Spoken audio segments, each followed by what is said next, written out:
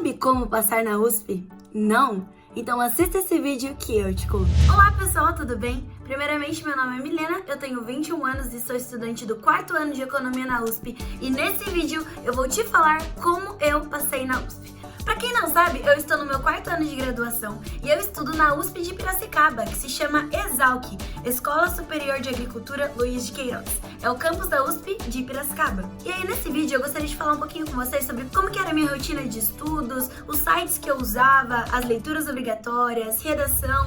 A primeira coisa que eu gostaria de falar pra vocês é um pouquinho da minha rotina de estudos, como que era.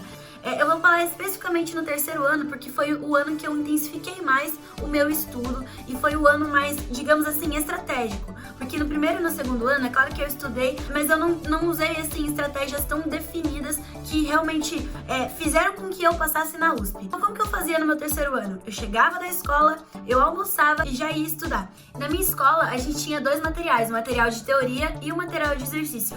Então, eu pegava o assunto que o professor deu no dia, eu lia a teoria e já ia diretamente para os exercícios. Então eu ia por camada de facilidade. Primeiro eu fazia os mais fáceis, depois eu ia para os médios e depois para os mais difíceis. Então, por exemplo, tinha ali alguns exercícios do mesmo assunto, eu fazia os primeiros, geralmente eram os mais fáceis, aí depois vinham os médios e depois os difíceis. Então os primeiros eu fazia, o médio tentava, os difíceis, quando eu não conseguia, eu ia pro plantão e perguntava pro professor. Se na sua escola não tem plantão, você pode mandar uma mensagem pro professor, pedir ajuda dele. Também na internet tem muitos exercícios que já estão resolvidos, então tem aí como você traçar algumas alternativas, caso sua escola não ofereça um plantão, caso o método que você está estudando não ofereça algum plantão. Uma coisa, pessoal, que eu acho que é muito importante falar nesse vídeo é que eu parava o meu estudo para fazer exercício físico. E isso é muito legal, porque o exercício físico, quando você faz, você deixa a sua mente mais leve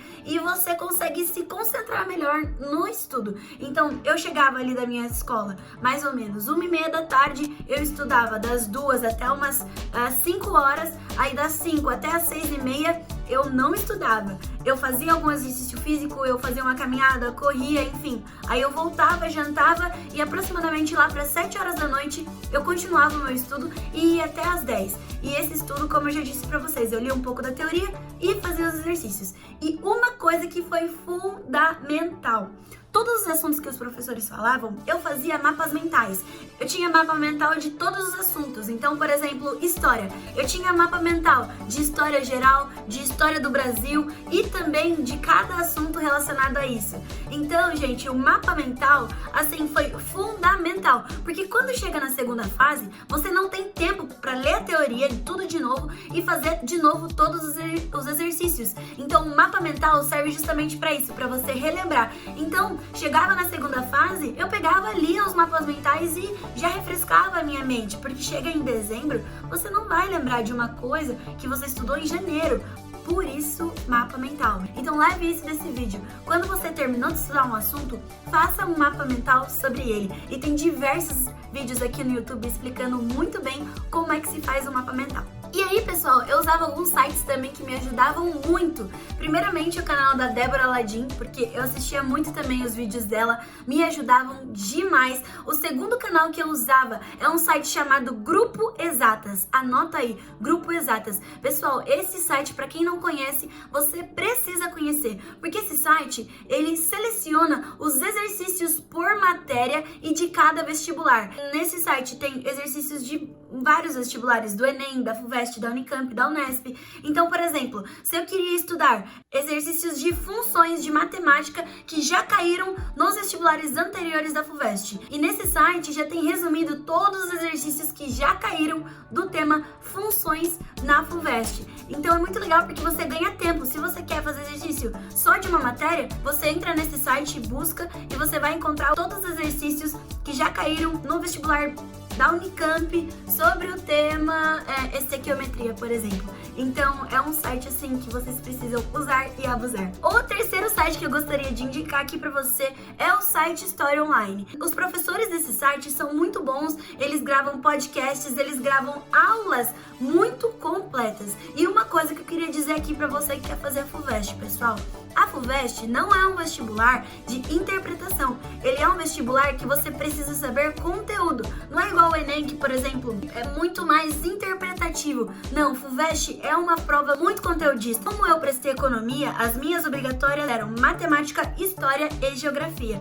Então eu tinha que mandar muito bem nessas disciplinas. Então, nesse site História Online é muito bom porque você tem podcasts e você tem aulas muito completas.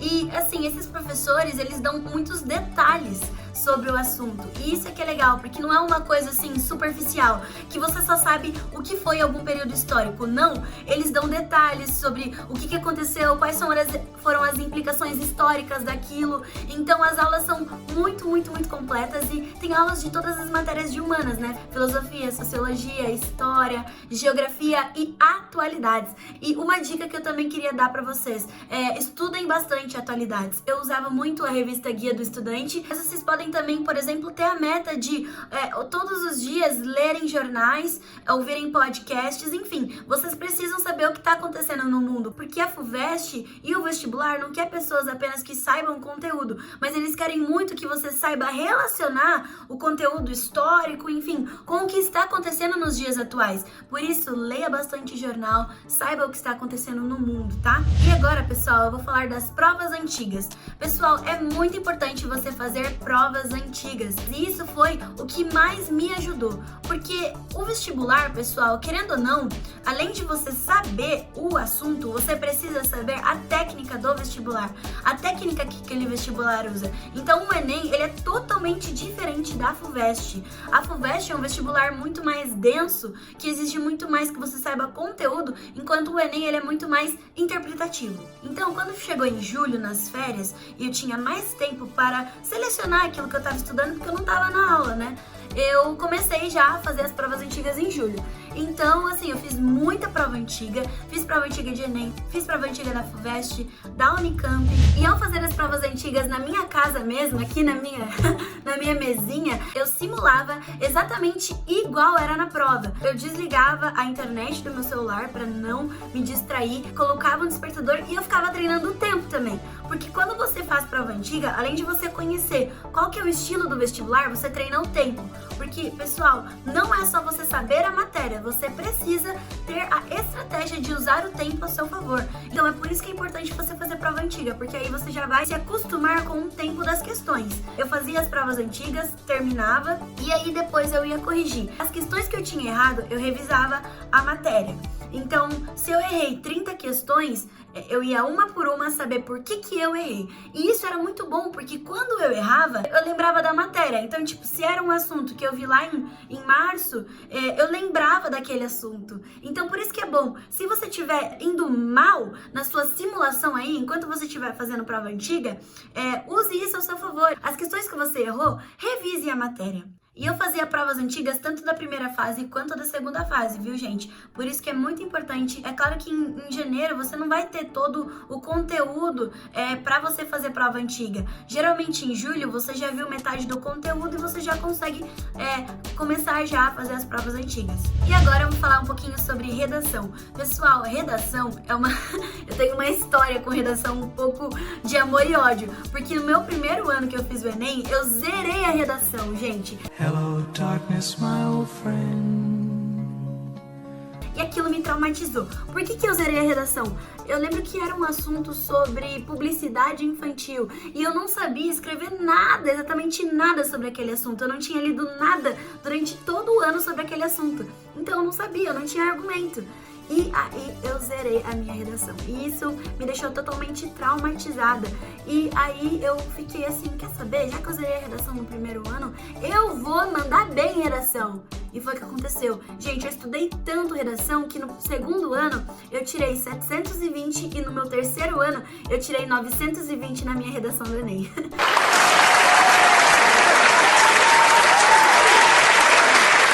Eu fui muito bem mesmo, mas isso não é porque eu sou melhor do que ninguém. Isso foi porque eu estudava, eu tava muito atualizada, então eu lia muito jornal, e então isso me dava muito argumento, me dava ali bons argumentos pra eu colocar na minha redação. E redação é treino, né, gente? O que me salvou, sinceramente, na prova da FUVEST foi eu ter estudado bastante geografia, história e redação. Então, como eu disse, na prova da FUVEST você tem as específicas, né? No meu caso, eu fiz história, geografia e matemática. E aí teve um dia também que você faz redação e português. E eu tinha muita dificuldade em matemática, gente. Então, o que eu fiz? A estratégia que eu fiz foi focar em redação, geografia e história. Então, eu fui muito bem nessas disciplinas, o que compensou o fato de eu ter ido mal em matemática. Então, pessoal, é muito importante que você saiba a redação, porque a redação pode te salvar. Português é uma matéria que você tem que mandar bem no vestibular. Então é isso, gente, estudem muito redação. Eu fazia aproximadamente no meu 3º ano 2 redações por semana. Então no meu final de semana eu dedicava totalmente para redação. Fazia uma redação no sábado à tarde, geralmente, e no domingo uma também, ou fazia 2 no sábado sobre temas diferentes. Então redação, gente, é treino, é muito treino, tá? Então bote aí como meta para você fazer no mínimo 2 redações por semana, porque redação pode te salvar. E o bom é que a redação não vai te ajudar apenas na FUVEST, vai te ajudar em todos os outros vestibulares que você for fazer, porque em todos os vestibulares você vai precisar mandar bem em redação. E aí agora eu queria falar pra vocês sobre leituras obrigatórias. E eu vou ser sincera, gente, eu não li nenhum livro da FUVEST. Hashtag pronto, falei. Gente, mas ó, eu não tô falando pra você fazer o mesmo. O que eu tô falando é que, assim, eu vou explicar o que aconteceu na verdade, gente. Eu não gostava de ler os livros do vestibular. Eu realmente odiava. Tentei ler Machado de Assis, tentei ler trocentos mil outras coisas, tentei ler essa de Queiroz e, gente, o tempo que eu perdia tentando ler uma coisa que eu não estava entendendo era um tempo que eu poderia usar pra fazer exercícios, pra ler resumos do livro então, eu vi que ler o livro não estava servindo pra mim.